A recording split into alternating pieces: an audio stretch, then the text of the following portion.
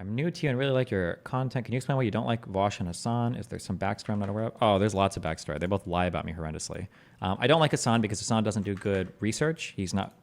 He just doesn't provide good information. He lies constantly. I don't like Vaush because Vaush also lies, and he's smart enough to know that he shouldn't be doing it.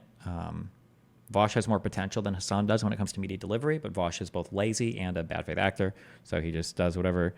Yeah, I don't know. I like Vaush a little bit more than Hasan, but both of them I think are pretty gross. But Hasan is like offensively stupid, and Vaush is just like he chooses to be a dipshit. Real quick, you Yeah. there? What's up? Just real quick. I'm glad that you're going over the electoral college things because I think it's one additional argument against this anti-democracy thing about Biden's withdrawal. I know you don't care about it anyway. Okay. And it also a way to distinguish people who say, well, what about pushes to have the electors be faithless electors? When you're voting for president in a general election, you're not actually voting for president, right? You're voting for a slate of electors chosen by party insiders.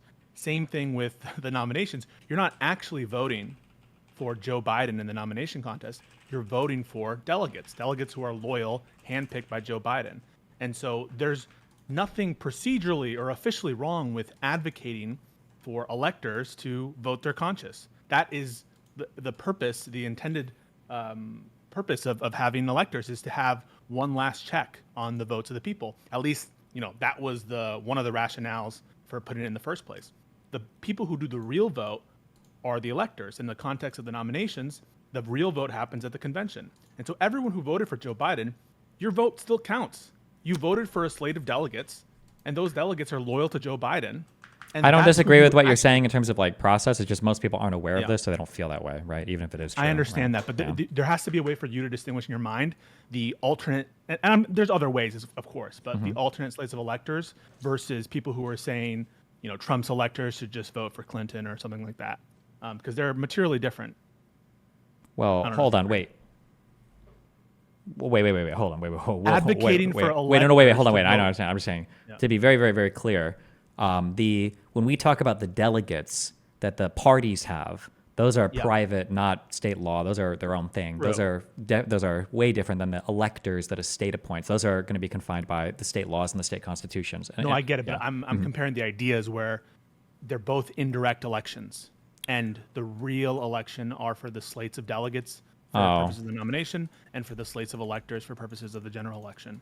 And so, to the extent that you're saying that like the votes don't matter, well, no. I mean, like if you had a bunch of delegates that were sworn to Bernie Sanders versus a bunch of delegates sworn to Joe Biden, what you would be seeing now in terms of who the delegates are coalescing around would be very, very different. And so all of your votes absolutely did matter.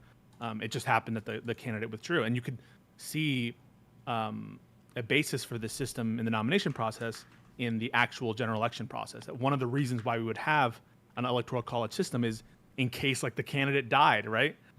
Before the actual electoral vote. And so that level of formalism, I think, is relevant because also it tells you, I think, what grounds are on the table and what are not. Trying to convince electors that for whatever reason, change circumstance happened, you can't vote for Joe Biden. You should vote for Trump in 2020. I don't think we wouldn't have called that like an attempted coup, right? Would we? Would you? For what thing? Trying to get, if all the Trump people did was trying to convince the electors to vote for Trump as opposed to Biden. To vote for Trump? Wait, which electors? The 2020 electors, to the Joe Biden electors, trying to convince The DNC lawfully delegates slated- or the state electors? the state electors in 2020 to try to convince them prior to the electoral college vote. If all you were trying to do is convince them to vote for Trump, We're getting you like wouldn't- we're getting like very, very procedural here, but it would vary based on the state laws. Like, how are they supposed to vote? Like, if you're encouraging them to do assuming something, that there was no state law that required them to do so. assuming there that was there no were- state law that required them to do so, oof, I don't know, Chief. That's like a. You would have a problem. I You would have a problem with that action as would you call that like a coup or anything that deserves the criminal problem is it punishment outside of runs so contrary to our current understanding. It would be like me asking you, do you think that the president should be able to unilaterally decide to stay in office for 4 more years.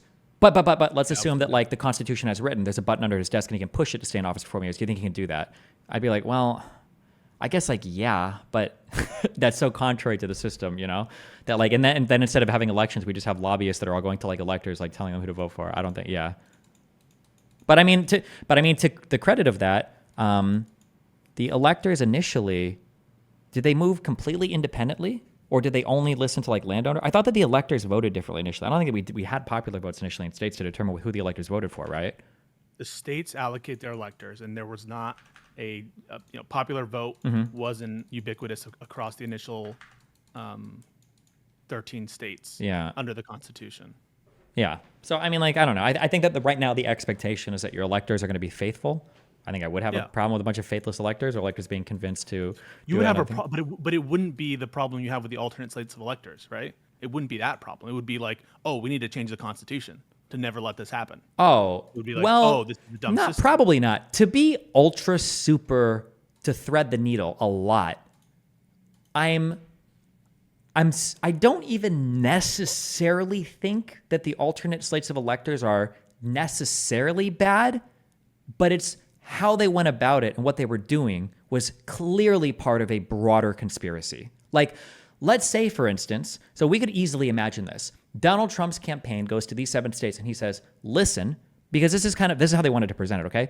We're still challenging these election results, okay? We understand that on the 14th, all the electors voted, but we don't certify until the 6th. We're going to request in these 7 states, we should be allowed to make an alternate slate of electors in all 7 states, and then just in case we find voter fraud between now and January 6th, we don't want to be screwed because we don't have another slate of electors. Now we're totally fucked. So I think it's fair for us to request, can we just do alternate slates of electors? And you know what? They might have even been able to get away with that because so many Republicans were willing to go along with every cockamamie crazy fucking plan they had. But they didn't do that. They were quiet about it. They kept it under wraps, and they were going to try to use it in coordination with the insurrection on the 6th to pressure Pence in order to accept these alternate slates of electors without there being voter fraud found. That's my issue. So on its own, I don't think that having alternate electorate slates are bad, kind of like Hawaii. That would be more comparable to Hawaii, as long as you're like talking to everybody about it. But they clearly were using this as part of a broader conspiracy. So you're saying alternate slates of electors in your mind for the purpose of litigation strategy is different than alternate slates of electors for the purpose of Mike Pence unilateral bullshit. Yeah, for sure. Because like the best faith reading of this would be, because let's say, for instance, because I don't even know if this is true, but this is what Chesbro is saying. I read all the text in some deposition or whatever. But like Chesbro is saying that like, let's say that on December 20th, let's say like 6 states all uncover massive voter fraud, right? You're like, holy shit, like this is actually fucked. Yeah. And then let's say January 6th rolls around and it's time to certify the vote. Well, let's say that we know that there's a ton of voter fraud. It's like, okay, well, fuck, maybe these states would have flipped their electorate votes or they would have done something different, but you've already transmitted your electoral votes as per the Constitution. Well, fuck, now you're fucked, right? Well, if you send in alternate slates, like Hawaii did in 1960, you could have them just say, well, we're going to authorize the other slate, the other slates. And then in that case, I'm like, okay. I don't think I'd have any problem with that at all, right? Everything's in the open, everything's in the open up. Like, yeah, that makes sense. But that wasn't what they did. But there has to be a cutoff at some point, right? Like you would agree, like after the absolute limit, like you can't have these challenges after the new president is inaugurated. Is that fair? Do you agree with that? I would say they would only go up to January 6th, if that, right? Okay, but like, right. why do we need to have a cutoff? Why is it not okay to have a cutoff before January 6th in terms of when these challenges are stale? Why do we need to have that like a time lag period? If anyone is going to assess these situations, shouldn't it be Congress in these like kind of one-off situations? Well, if the question would just be like, how much time do you need to find the fraud? Well, the election was what, November 4th? What do you mean? The general election? I think November 3rd, right? Maybe it might be. So November 3rd. So maybe by like December 14th, maybe you feel like you don't. That's when the electors vote. Maybe you feel like in a month you don't have time, and maybe in 2 more weeks you could find something. Maybe, but yeah, I don't know. I feel like it's okay to have cutoff periods for when all your challenges have to be submitted by, and if there's like a problem afterwards, at a certain point your claim is going to be stale for sure. Because at a certain point there needs to be an inauguration, so we can't keep litigating this forever. That's one of the reasons why I think the challenges on procedural grounds are so offensive. The people who are trying to invalidate Act 77, for instance, after the election, when they knew in advance that this was going to be the way it was going to be run. Yeah. Why didn't we see challenges trying to invalidate it prior to that. Which I think some of the judges said too, right? Like you can't be challenging procedure when you've lost. That's insane. Like kind of a waiver, calls I into feel like. questions. Yeah, your entire the motivation. Yeah. Because I think it would have been really like imagine that a Pennsylvania Supreme Court found actually Act 77 is unconstitutional afterwards. Okay. The remedy wouldn't be or even let's say that they found that Act 77 was unconstitutional before the electoral college meets. Okay. December 14th. Yeah. What do you think the remedy should be? Invalidate the whole election? Act 77 had to do with them extending slightly when they would. Or no.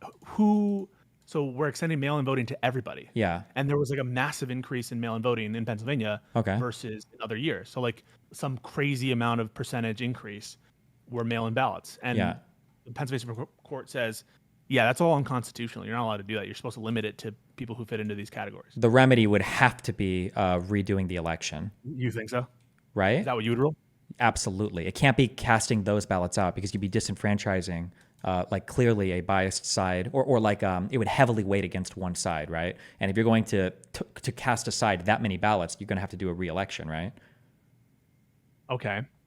Well, what if there's like a more minor issue, which is like they let people use mail-in voting with like blue pens and black pens, but it's actually unconstitutional to use a blue pen for mail-in ballots. But like, let's say 50% of mail-in votes were done with blue pens. In that case, there's a massive constitutional violation. You're only allowed to use black pens. Would you invalidate the election based on that? I mean, if there is a constitutional violation and you're having I think arguably you would, wouldn't you? I don't think that every constitutional violation requires when people in good faith every rely on procedural the one. advice. Like I guess this would be the problem. Let's say that you have let's say that you had people that showed up. Let's say that a ton of people, 1,000 people, start tweeting or screaming in anger. I showed up and all I had was a blue pen that day, and I couldn't fill out my thing. And now you guys are changing the procedure without notice, and now fuck me. I have these are my procedural rights. These are why procedural rights can be challenged without having to show an injury, right? To say that you've, something isn't right here. But I mean, obviously these would be like historically massively huge cases. So I'm sure there might be some things that would depend. I don't know like what the case law is here or whatever. The notion that there are some constitutional violations that would be so severe that everyone would agree that the election should be redone. For example, if there was widespread reports that like a certain racial minority just wasn't being allowed to vote. Sure. I think you would agree instantly, like nullify the results of the election and do a new one. Fair? Probably, yeah, almost certainly, yeah. But and then you have cases where like, okay, this is more, it was unconstitutional under the state constitution, so says the state Supreme Court, to use the blue pens or to have the ballot drop-offs in these various locations, but we're not going to invalidate a whole election for it. And then you kind of have these kind of middle ground areas, I don't know if you want to call it a zone of twilight, where like, okay, a major substantive method of voting, that is mail-in voting, extended to the entire population, supposing that were invalidated, well, what do? You have a bunch of people who are relying in good faith on the legislature to pass a law. Remember, Act 77 was a Pennsylvania state law. Yeah. They're relying on their legislators to pass constitutional laws, and it just so happens that it's ruled unconstitutional. In that situation where it is, an area of major substance, but it could affect the outcome of the election, and it's now been ruled unconstitutional, I think that you should have a way to think about, maybe not for the future conversations, but just putting it out there that, what constitutional, what legal issues would you find severe enough to undo? You know what I would say? I would say that we would look at the regulation for how they made it so that you could have the different colored pens, and even if it was against the law, we would see if the statutory construction was permissible, and as long as it was permissible, we'd say, you know what, that can stand. I think that's totally a-okay. Chevron doctrine. Yeah, we'd say that's a-okay. Yeah. I don't know. What do you think? What is the answer to that? Esports Batman came in earlier and talked through like some like the concept of go ahead, or like procedural due process and everything. Yeah. So this is my thought process. I think that once a state grants a vote for president, they don't have to, but once they do, it becomes a fundamental right. And once it becomes a fundamental right, I think our proper frame of analysis is strict scrutiny, just like any other right. Right? You cannot burden a fundamental right, such as voting, unless the regulation is narrowly tailored and for a compelling state interest. And so I think that any kind of, I think that is a federal constitutional protection. So in my opinion, in order to invalidate and thereby deprive people of their fundamental right to vote, you're going to have to show that the procedural rule. Well, wait, hold on. Yeah. Which side of the equation is the strict scrutiny applying to here? Is it going to be the people, government the people regulation? who were, yeah, but was it the people that were allowed to vote or the people that weren't allowed to vote? Like who are we thinking of here? Oh, sorry. This would potentially apply to the remedy. So Yeah. the government, even judicial acts can be measured for sort of comporting with the Constitution. The judicial act of nullifying the whole election would undoubtedly infringe on even lawfully cast ballots. Fair? It seems to be the case, yeah. Right. But So then the that- question would be like, wouldn't there be a greater injury on the party that isn't even allowed to cast a vote then? Like because the people who are getting their vote invalidated could cast another ballot, right? the people who are getting their vote invalid, no, everyone's vote. We're talking about nullifying if the remedy were nullifying the entire election as Sure. opposed to just nullifying the specific things. Yeah. If you were just nullifying the specific things, I think there you have an equal protection problem. And the equal protection problem is, well, both, with respect to fundamental rights, if you if you make categories of people and treat them differently based on a fundamental right, that can also be a trigger for strict scrutiny. And so I think there's two ways of conceptualizing it. If the remedy is to just nullify the whole election, I think you have a substantive problem there, a fundamental rights problem. And I do think that it's, although I think, I don't know in terms of legal analysis, like when you talk about the level of scrutiny that you want to apply, we're generally looking to see if there's like a violation of equal protections, right? Either, right? It can either be triggered with equal protection. That's the classic, Yeah. the equal protection stuff. But also in the context of fundamental rights, if you think about like. But when the old thing we're with- talking about this particular issue here, we're talking about whether or not a given law or regulation is violative of a constitution. Does a scrutiny argument apply here? Yeah, sure. Because this in Bush v. Gore, the court described that once a state decides to have a presidential election, that right becomes fundamental, even though they don't have to have it in the first instance, right? You don't even have When to you have say it. that a right becomes fundamental, does that mean as Yeah. though it were constitutionally granted? Is that what you mean there? Right. Okay. Exactly. Oh, Even okay. though that there's no constitutional right to vote for president, and there isn't because it's all allocated to the states, the court has described that once you decide to have an election for president, then and only then does it become fundamental. Gotcha. And I think that's Okay. proper analysis. Yeah. Now Okay. it's a little bit weird because then you would ask the question like, well, what if a state decides to just pass a law that nullifies their election and just give all their electors to Donald Trump? How would you analyze that? Would you take into consideration the state's like plenary authority to assign their electors first, or would you say that like once they've granted that right to vote, that should be respected? That's another issue that Sure. Well, I mean, for that, all of the becomes a fundamental right thing, it gets us over the hump of how can we ever have, because theoretically a regulation or law should never contravene a constitution, right? A state constitution should always be supreme over, there is no way to overcome that. So the fundamental right allows you to overcome that. Well, now actually we're doing a different type of constitutional analysis, but if you are doing if you're trying to change the way that votes are assigned or anything like that, you would still have to get you'd have to hit the constitutional question, right? Like if they change the Constitution, they theoretically could do it, but if they did something that contravenes their Constitution, they can't do it unless you find a way, I guess, to implicate those rights in a way that becomes Federal. fundamental. And yeah. Just some thoughts, bro. okay, If you're what's up? oh, I love you. I thought you were gonna leave. What's up? I'm about to leave you, but I just wanted to say I really recommend that you watch it like that 10 minutes with me and with Andrew Wilson moderating that discussion about insurrection if you're Okay. going to have a debate on that, because I think that it's a good idea. Okay. Yeah. I love you, baby. All right, Good. man. Much love. God, I think I'm such a fucking nerd.